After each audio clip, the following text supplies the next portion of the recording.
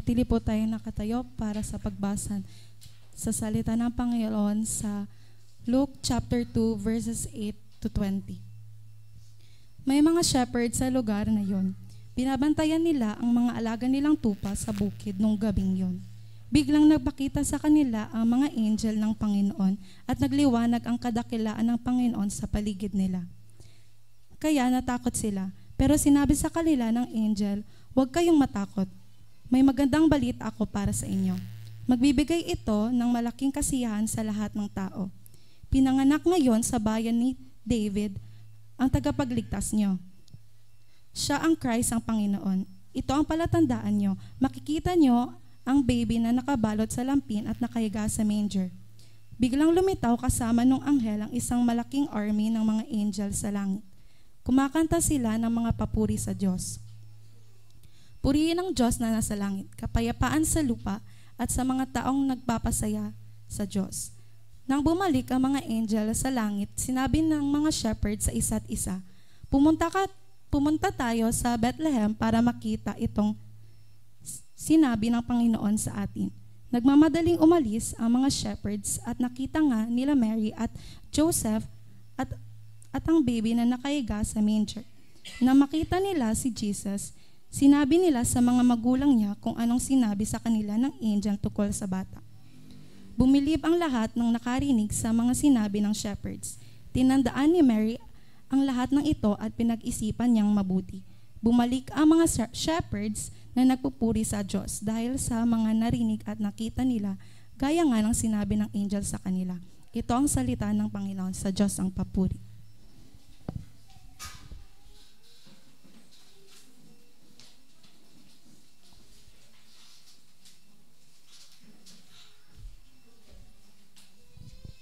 Ayan, magandang hapon po sa ating lahat. Paki-off na lang ng spotlight at brown out. Kumusta po tayo? Salamat naman sa isang sumagot. Kumusta po tayo? Congrats mong katabi mo kasi kahit umuulan nandito siya. Hindi nagpatinag sa ulan.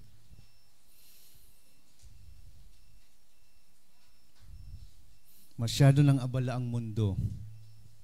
Si Legazpi lang, grabe ang traffic. Kakain ka lang, wala ka lang upuan. Maraming pera ang mundo. Kayo, tanungin mo nga katabi mo. Naka-shopping ka na ba? O window shopping lang?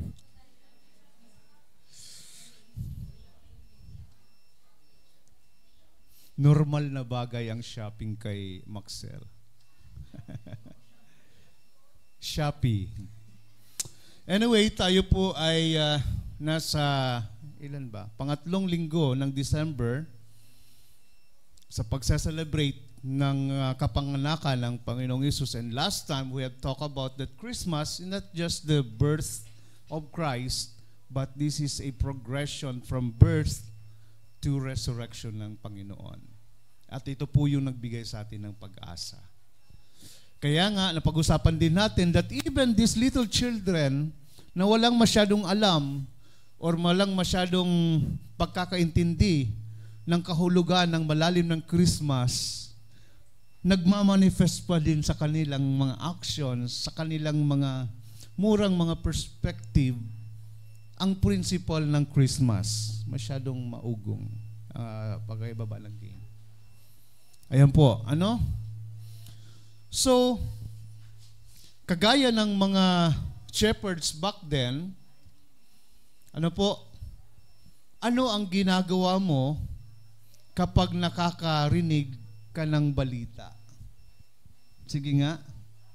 Ano ang usually ginagawa natin pag nakarinig tayo ng balita? Last Thursday, so pag-usapan din namin to about the good news. Pag nakakita ka ng ganito, sige nga, ilabas mo na yan. Ayan. Anong ginawa mo sa isyong yan?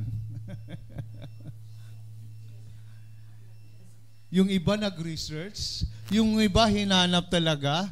Ano kaya ang dahilan? Yung iba nag-judge. Grabe naman to. Ano po, mga ilang araw din siguro tong trending. So anong ginagawa natin usually pag may balita? Nakikiosyoso, di ba? To some, ay care, labot kung ngayakaan, dahi man ngayon makakabakal kibagas. To some, very thorough. Talagang tinitingnan yung background. Alam niyo po, nag-search ako, habang nagpiprepare po ako nito, about the world's greatest news.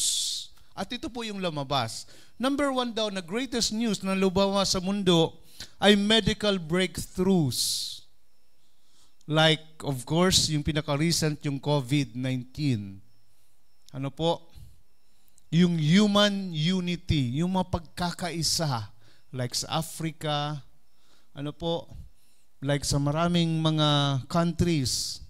Like sa nangyayari ngayon sa Israel. Yung iba naman is about environmental wins. Ngayon, very particular na tayo tungkol sa kapaligiran natin, sa mga nangyayari sa atin about the climate change. Ano po? Yung iba naman is about daw sa space exploration. Yung naghahanap na tayo ng pwedeng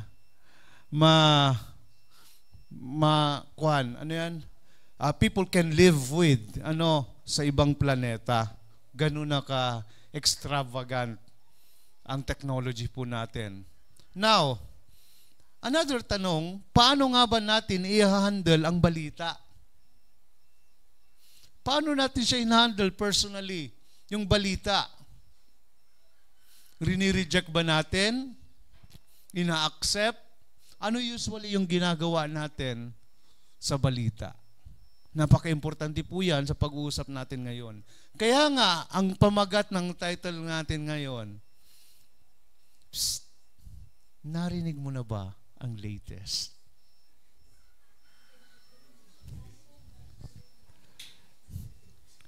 Usually, nag-iipon-ipon.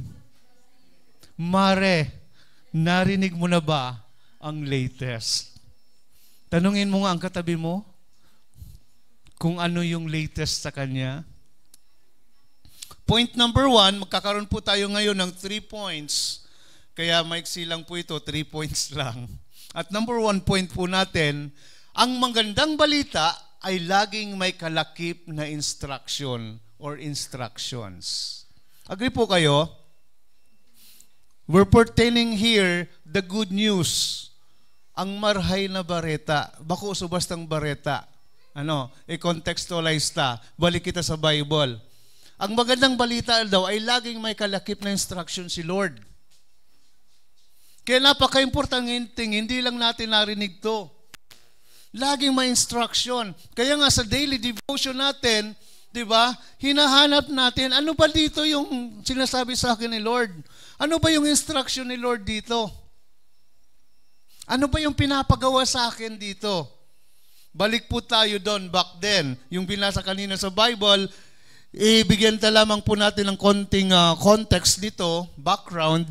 Kasi as far as I can remember, last December, natalakay na din natin to about the good news of the shepherd. Back then, sa panahon na bago ipanganak ang Panginoong Yesus, and wala pong specific date. Ano po? Yung December 25, sineselebrate lang ng mundo. Pero it's not particularly the date of the birth of Christ. To some nga, sabi sa mga Bible scholars, ito daw ay sometime in summer, in April. Kasi nga, hindi pwedeng basta mag-stay yung mga shepherd that time kung December kasi winter. Masyadong malamig. Lalo na yung baby. Ano po? Kaya to some scholars may say, it's not actually December. But then again, walang nabanggit pong date sa Bible. Pero back then, during this time, ito pong mga shepherd, or ito po yung mga least na tao sa society. Sila po yung usually neglected. Sila po yung least priority. Hindi sila masyadong pinapansin sa community. Kaya nga sila po ay nag-aalaga lang sa mga farm. At dinadala nila one time, yung mga sheep nila, lalo na yung mga i-offer sa temple, kasi dapat talaga yung walang kapintasan yung ino-offer. That's the time lang bibil sila at babalik na po sila, mga outcast po. And usually, pag ang isang hari ay ipapanganak or something very big event ng panahon iyon, ang unang nakakaalam syempre, yung hari, yung mga VIP, yung mga very important personalities or persons sa community. Yung may mga authority. Ano po? Kaya nga mapapansin po natin dito, sa kabaligtaran, knowing, wag mo na itong gagamiting mic. Knowing that, alam niyo po, ipapanganak yung hari ng mga hari, pero kabaligtaran, ang unang nakarinig ng balita, hindi yung authority, but yung least of the people back then, ito pong mga shepherd. And it gives us a point na ang magandang balita, hindi lang para sa mga mayayaman, hindi lang para sa may mga authority, mga mataas ang katungkulan, but even to the least of the people. At pinili ng Panginoon na ito yung unang makarinig ng balita. Kaya nga, babalik po tayo doon sa binasa. Itong magandang balita na sinabi sa mga shepherd, that time, habang po sila ay nagbabantay ng kanilang mga tupa, mga alaga, dito nagpakita yung anghel. At ito po yung sinabi. Pero sinabi sa kanila sa verse 10 ng anghel, huwag kayong matakot. May magandang balita ako para sa inyo. And these shepherds po, sila po inalaga, nag-expect that someone na magliligtas sa kanila, someone na aahon sa kanila because of their situation. Ano sabi ng anghel? Magbibigay ito ng malaking kasiyahan sa lahat ng tao. Di ba magandang, napakagandang balita to that time sa mga shepherd? Kasi ito yung inaasahan nila. Magbibigay ng malaking kasiyahan sa lahat ng tao. Kaya nga ang Christmas supposedly masaya. Kasi ang ipapanganak, the Prince of Peace, the Wonderful Counselor, the Everlasting Father, as it is mentioned sa Isaiah 9:6, na sinasabi na iyong papanganak ay Almighty God, Wonderful Counselor, Prince of Peace, Everlasting Father. Supposedly masaya. Pero ngayong mga panahong ito, pag Christmas na, parang masyado ng tense ang mga tao. Lalo na kung may mga Christmas party, bakal na may exchange gift pa nga. Bakal na naman ng regalo sa mga inaanak ko. Kaya na-stress. Which is supposedly dapat masaya. Di ba po? Tingnan mo mga katabi mo kung masaya yan ngayong Christmas. Baka malungkot kasi wala pang gift. Verse 11, tuloy po tayo. Ipinanganak ngayon sa bayan ni David, ito yung sabi ng anghel, sa mga shepherds that time, ang tagapagligtas nyo. Listen, siya ang Christ, ang Panginoon. Ito ang palatandaan nyo. Makikita nyo ang baby na nakabalot sa lampin at nakahiga sa manger. Ito po yung instruction. May magandang balita, sinabi yung anghel sa mga shepherds. Diba? May magandang balita, nagdadala ng kasiyahan. Anong instruction niya? Ito yung palatandaan nyo. May makikita kayo na baby na kabalot sa lampin at nakahiga sa manger. So, itong mga shepherds, yun yung hahanapin nila. May instruction. Kapag narinig mo ang magandang balita, makinig ka ng mabuti sa instruction ng Panginoon. Baka ma-miss mo. Sa sobrang ka-excitedan mo, nalingawan mo na sa instruction ni Lord. Parehas yan ang pigsusugo na aki, o bakal ka dumang paminta, kamatis, bawang. So aki daw, habang pasiring sa tindahan, paminta, kamatis, bawang. Paminta, kamatis, bawang. Paminta, kamatis, bawang. Nada pa. Pag-abot sa tindahan, nalingaw, ano nga nangyay babakalong ko? Nangyari na yan sa inyo. Diba? So, importante po sa atin na makinig sa instruction ng Panginoon. Bakit? In every God's promise, there is a premise. The Bible has full of promises. Sobrang dami ng mga promises in the Bible ng Panginoon. Pero kung babasahan natin mabuti, sa kada promise ng Panginoon, may premise. Kaya nga, yung hindi pa nakaka-get over na ang Diyos talaga ay conditional, ito may premise lagi. Kaya napaka-importante sa Bible, yung word na but. Diba? Yung if sa Bible. Importante po yun. Kasi it usually defines what is the premise and the promise. Kaya nga lang tayo, sa sobrang ka-excitedan nakafocus po tayo sa promises at ayaw natin yung mga premise. Di ba? O basic. For God so loved the world that He gave His only Son, that whosoever believe in Him. Mahal tayo ng Panginoon. Pero yung mga naniniwala, laging mayroong hati po siya. Ano po? The more na pag may nabasa tayo during our devotion, the more na may nakikita tayong promise ni Lord, importanteng hanapin natin, ano ba yung requirements nito? Ano ba yung sinasabi ni Lord dito?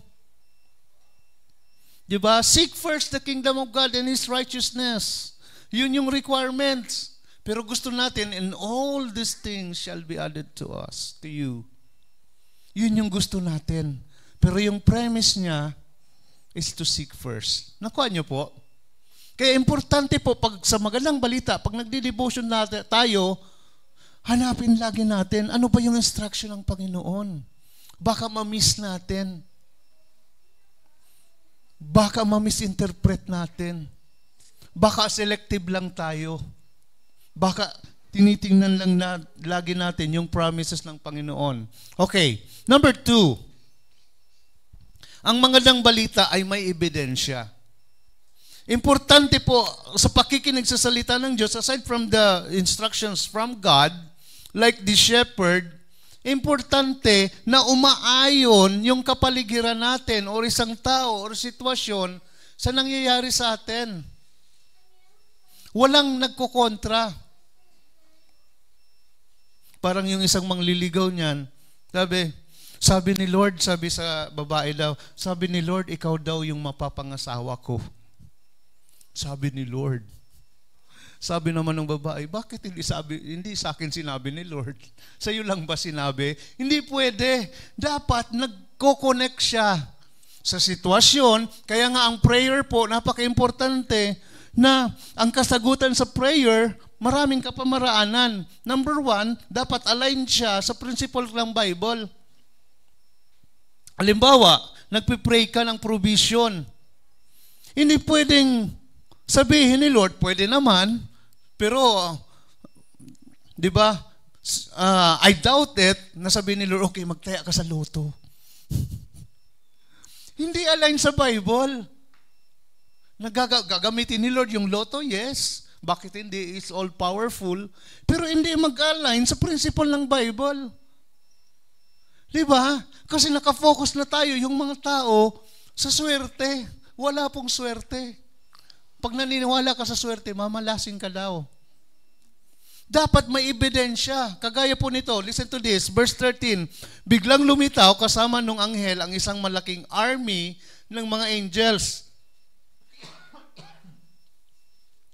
Maganda sana kung may mainit na tubig. Ano, Feby? Asan si Febs? Thank you, Febs.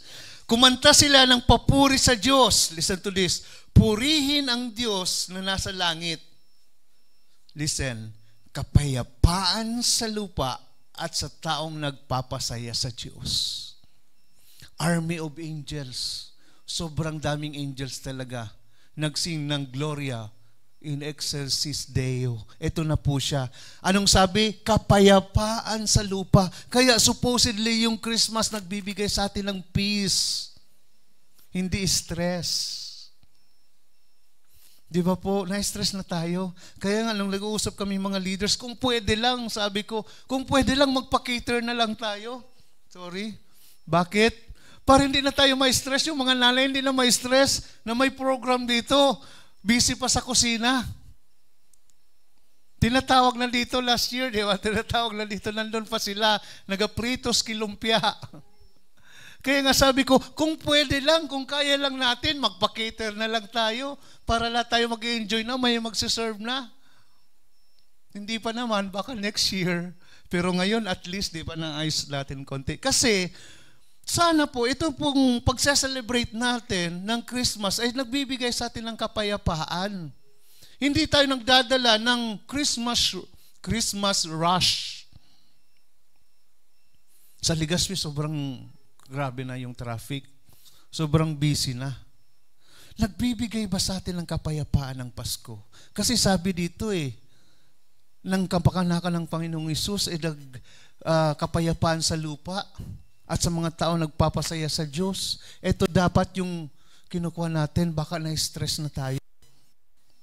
Baka problema, baka nag-iiriwal na kita dahil lang sa salad, dahil lang sa sahog, nag-iiriwal na kita.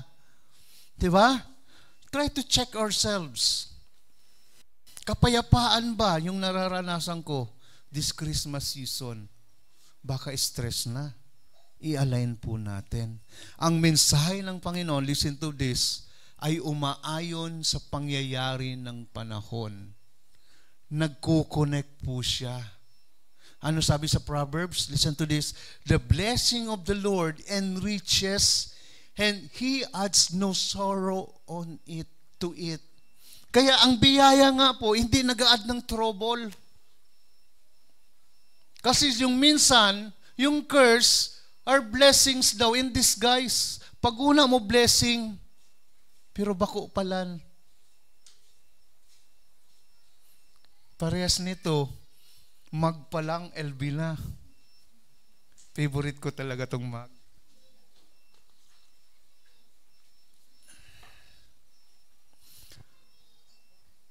I-check po natin. Ito pang natanggap natin ay biyaya talaga sa Panginoon? Or nag-add siya ng trouble.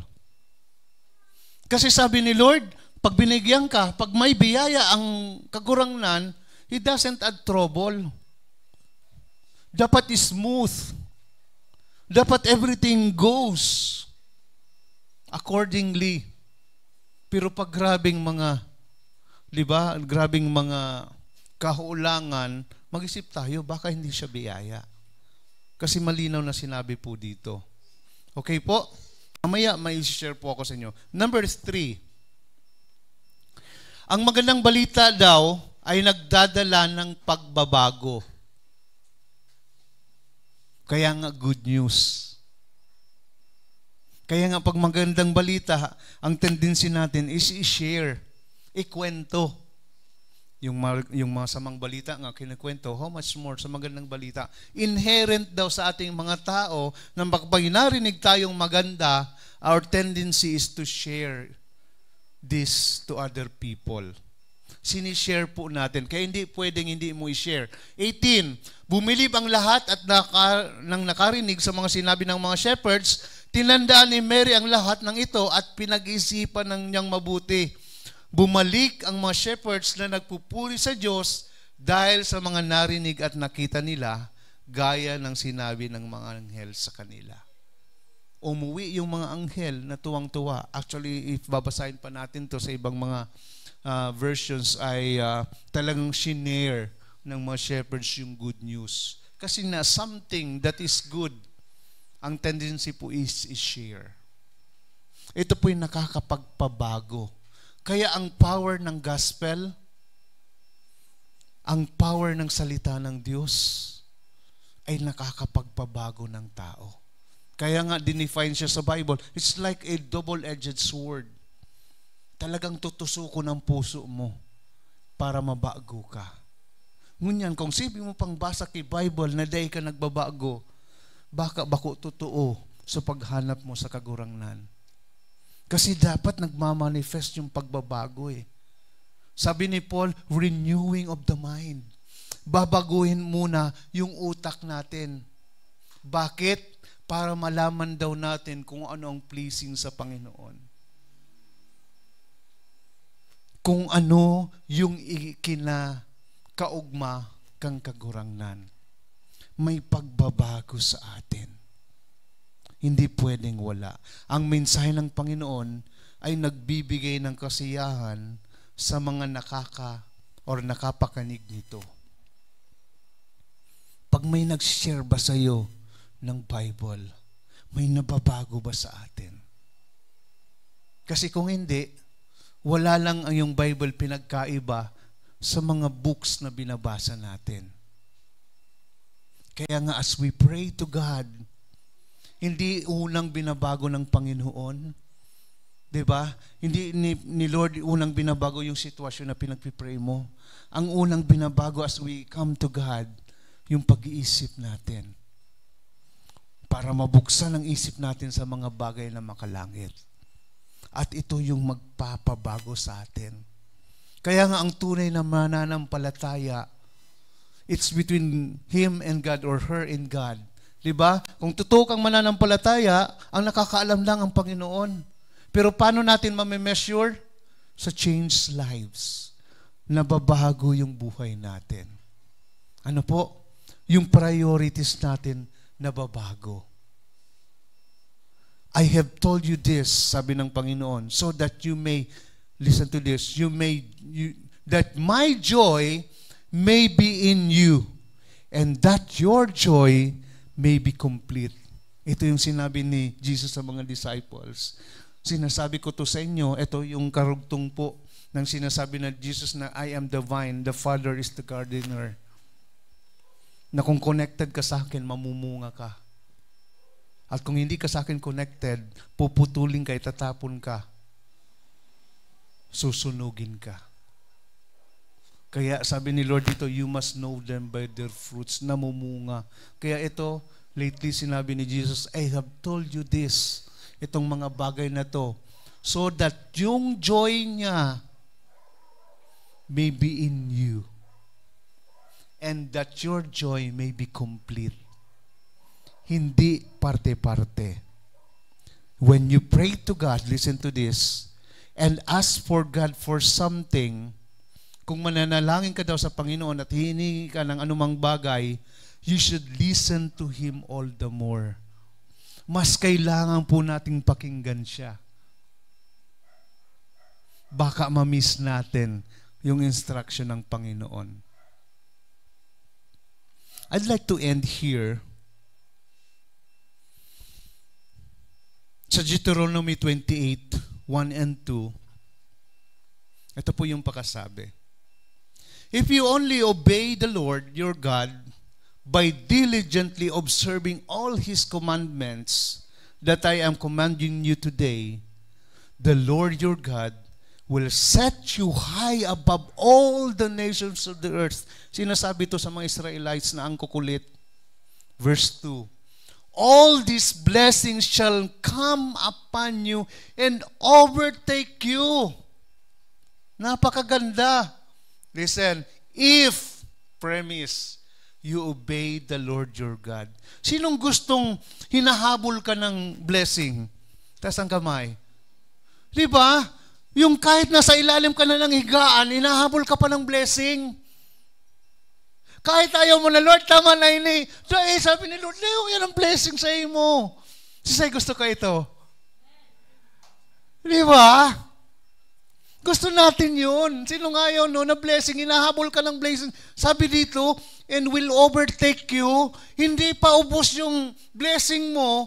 O pera, blessing yan. Hindi pa ubos yung pangbili mo. Mayroon na naman. Dahil bambangani, nasusulog sa bago mong sapatos, may nagabot na naman.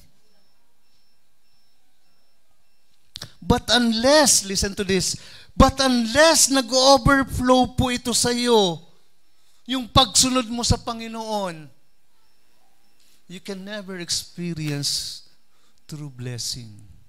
At yung blessing na pong ito, hindi nagtatapos sa atin.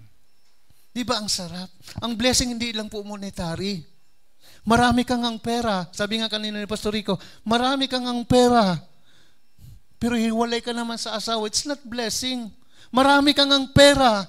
Pero lagi lang pangbakal mo kibulong. Di ba? Blessing doesn't add trouble. Gusto natin yung blessing. Gusto natin yung premise. Para teka lang. Yung if, napaka-importante yung if. Anong sabi dito? If you obey the Lord, your God. If you obey the Lord, your God. Kaya nga siguro kung tayo mag-iiwalay ngayon, focus tayo sa premise, sa requirement ni Lord. Bakit? Yung promise naman is given eh. The one who promises is a promise keeper. Hindi nagbabago ang Panginoon. Pag prinamis niya, hindi kagaya ng nagparatuga sa to. Bako parehas kay daddy. Bako parehas kay si Simon iyan. Diba? Nasigi sa ng tuga.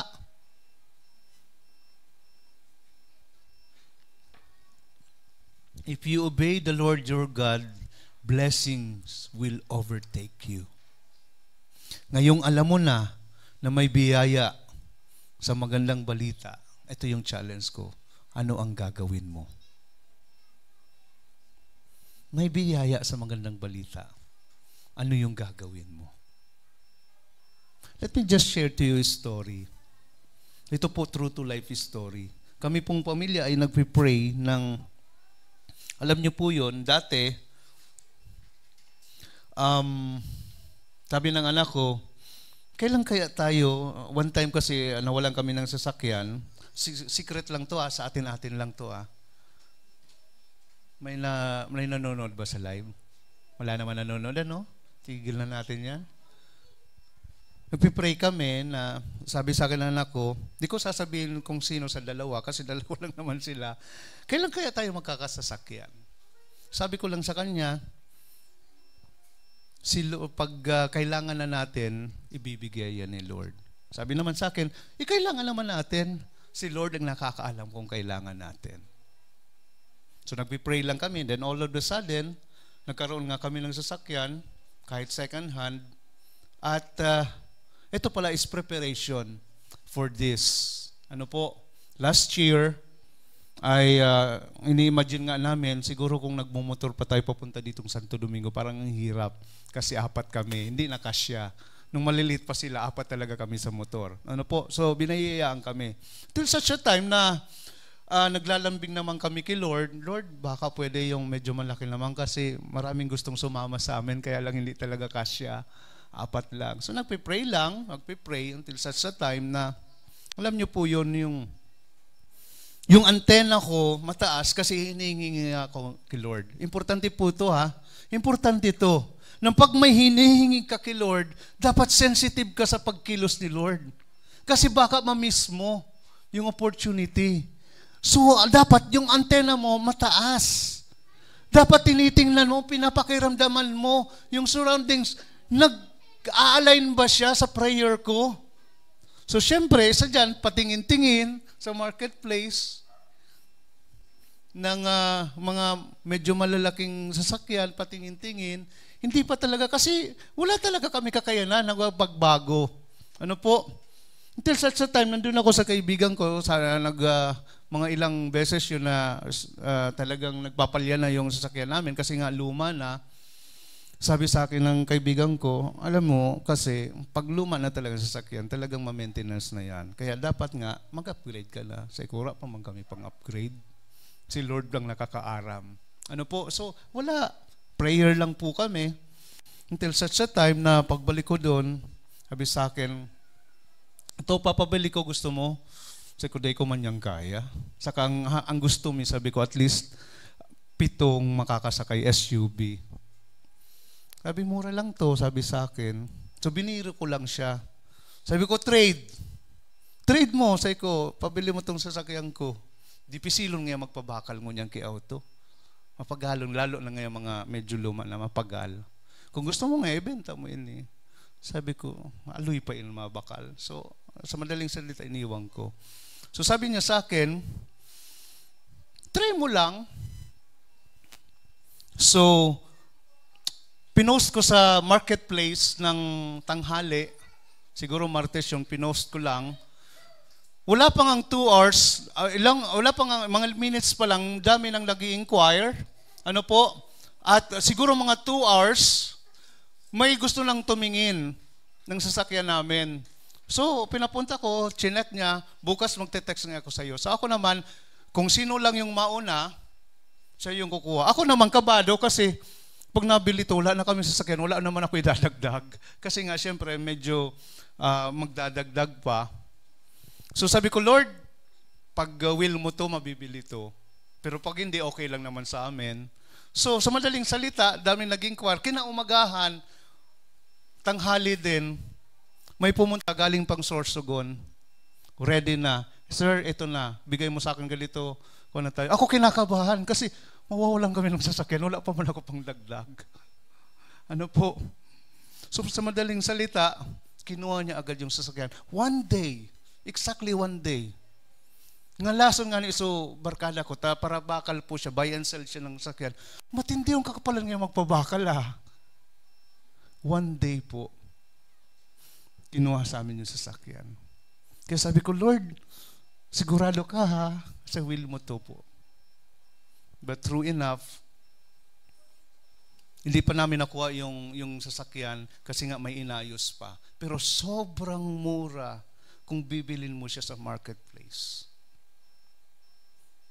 Sikreto ko na lang sabihin sa inyo kung magkano ko namin nakuha yung sasakyan. Pero sobrang mura. Magsabi ka ng 100,000 discount, binigay sa amin yung sasakyan. Hindi siya SUV. Pero dahil lang, sabi ko, Lord, huwag ayokong mamiss yung opportunity na pinagpipray mo, hindi ko maibigay. Isn't that amazing ng Panginoon? Now, my point is, listen to this, hindi po kami nagmamayabang, wala ka pang kakayanan.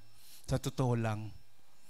Pero even the impossible, pag humingi ka kay Lord, ibibigay niya.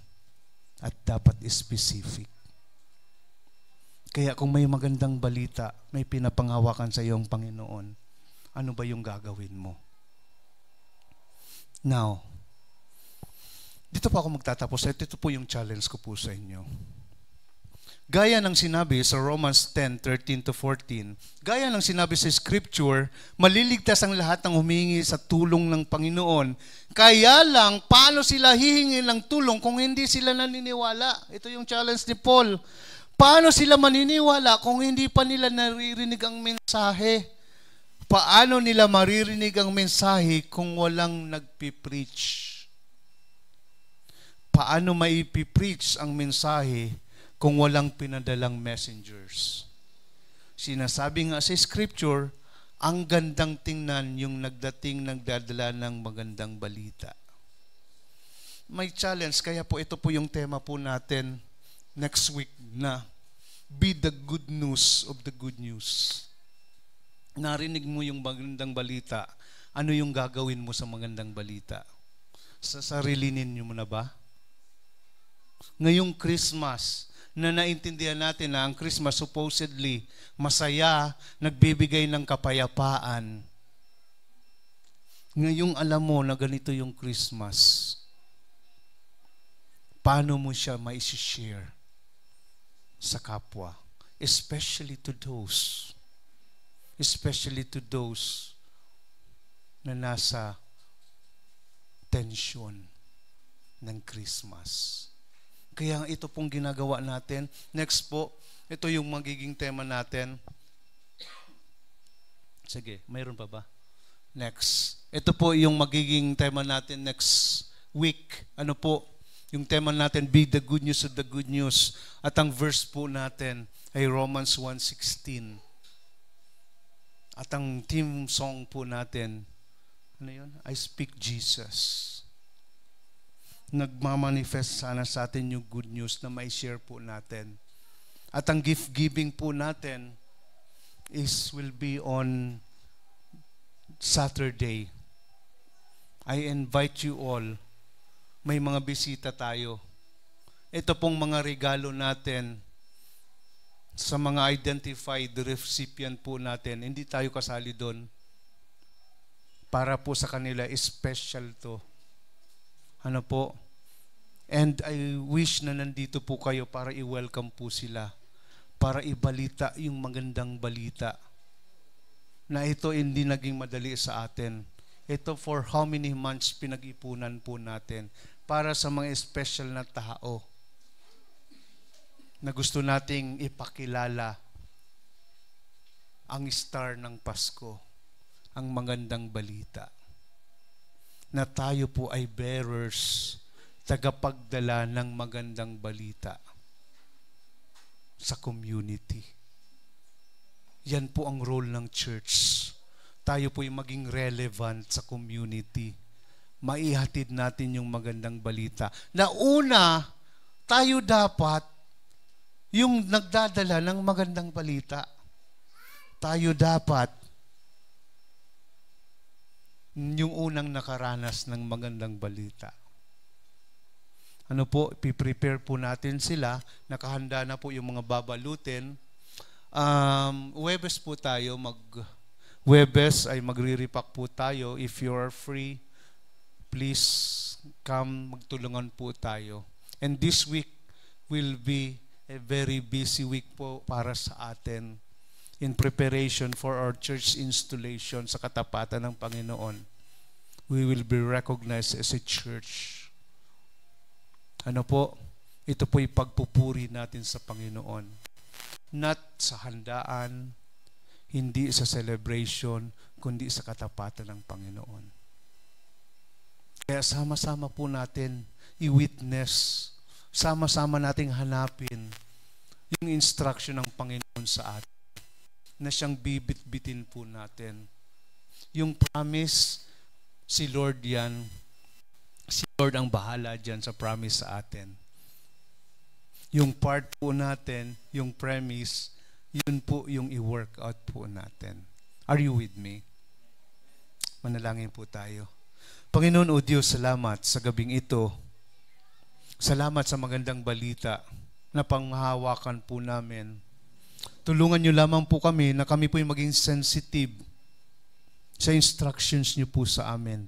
Dahil ayaw po namin ma-miss ang opportunity na i-bless po kami. But unless we are obedient enough, sensitive enough sa panawagan niyo po sa amin, we can never say that we are blessed until you say so, that you will bless us. Kaya Lord, tulungan niyo po kami na laging makinig sa instructions niyo, Panginoon. At Lord, palakasin niyo po ang loob namin sa mga evidences na pinapakita niyo po sa amin, sa mga umaayo na sitwasyon sa panalangin po namin. Agwad niyo pong hayaan na Panginoon, ngayong Christmas, hindi po mabago ang pananaw namin, bakit namin ito sineselebrate. Salamat o Diyos, dahil mayroon po kaming pasanin ngayong Christmas na abutin, Lord, higit na ang mga kababayan namin na gusto naming maipakilala, maipahayag ang magandang balita. Salamat o Diyos, ito po aming dalangin sa pangalan ni Jesus. Amen. Salamat po.